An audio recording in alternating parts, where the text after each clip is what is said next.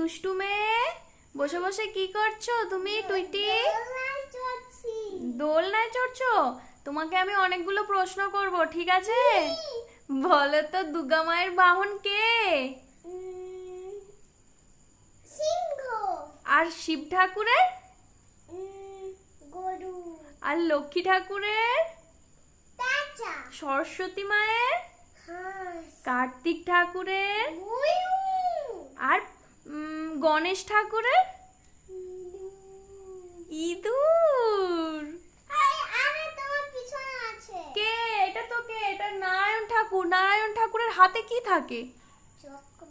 আচ্ছা, তোমার সব থেকে কোন ঠাকুরকে ভালো লাগে? গণেশ জিকে। হ্যাঁ। জগন্নাথকে। আচ্ছা। আর নারায়ণ